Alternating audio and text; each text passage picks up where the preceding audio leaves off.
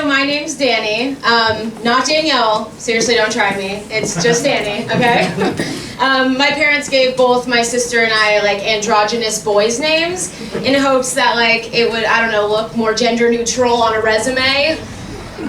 But everyone only wants to hire women now, so it's been really fun for me. I have been doing some job interviewing recently, and I realized like this really bad habit I have during interviews. I lie. And it's like not the bad kind of lying, okay? It's like, you know when you get really nervous and you just start like compulsively agreeing with people? I don't know if anyone else does that. I do. It gets me into some trouble. The last interview I had, the hiring manager was like obsessed with the Tampa Bay Buccaneers, okay? It's kind of a weird flex, but he talked about it for like half the interview. So like, I decided it would be a good idea to be like, shut up! I'm a Tampa Bay Buccaneers fan too! Meanwhile, at this point, I had no idea what sport the Tampa Bay Buccaneers played. Not a clue. But I just like smiled and nodded my way through the interview as he talked about like various player trades and stats. I was like, and it worked because I got called back for a second interview. Thank you. I like spent the whole night preparing for it, and I like didn't even bother looking at the job posting, right? I like couldn't have told you one thing about the job I was interviewing for, but I could tell you that Tampa Bay Buccaneer Jameis Winston had 5,109 passing yards and 33 touchdowns.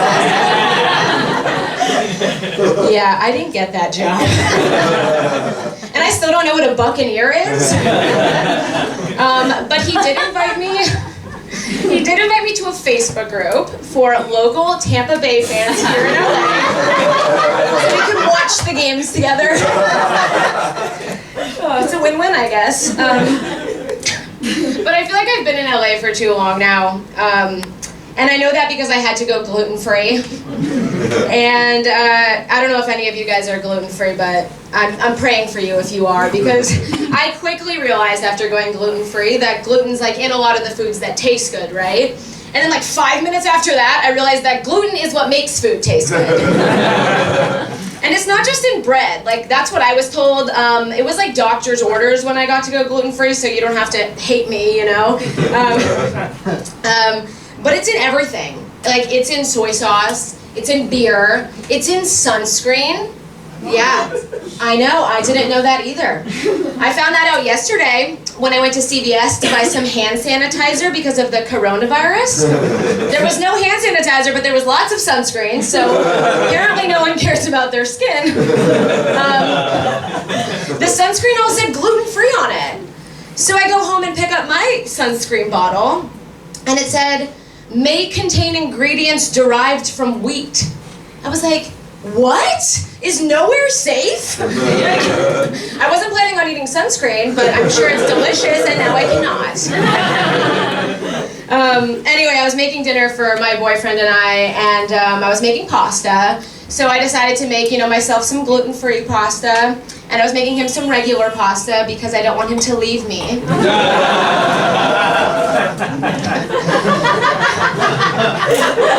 It's a valid concern. It's so gross. And I was cooking, and I had 2 pots of pasta to strain in the kitchen, and I ended up spilling like half of both on the floor because cooking is hard. And so I call my dog over. I'm like, Winnie, come here, like come eat the pasta off the floor. And she eats some of the regular pasta, no problem. She goes to eat the gluten-free pasta, and she puts a piece in her mouth. And not only does she spit it out, but she actually proceeded to throw up all over my kitchen. I am dead serious. So if you're one of those basic bitches who's, considering faking a new allergy and going gluten-free, just know that my dog completely rejected it, and she usually eats her own shit.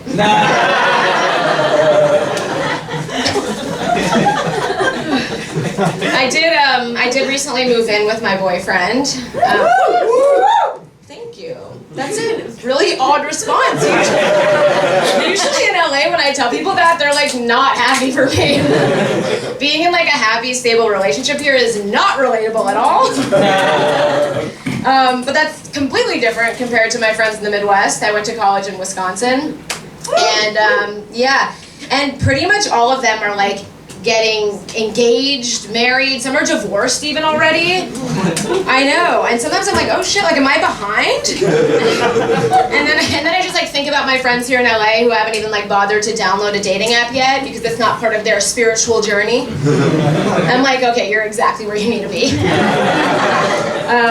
But these people in Wisconsin, you guys, they like overshare their relationship status on social media. Like I'm sure you know these people.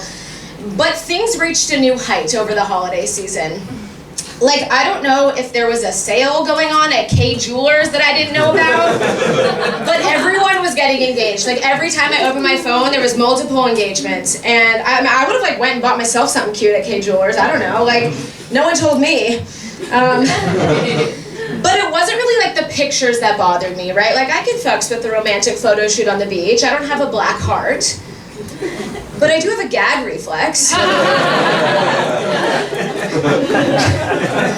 the captions, you guys, they were making me like physically ill.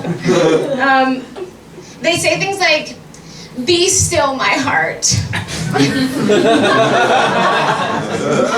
And "I can't believe I get to marry my best friend."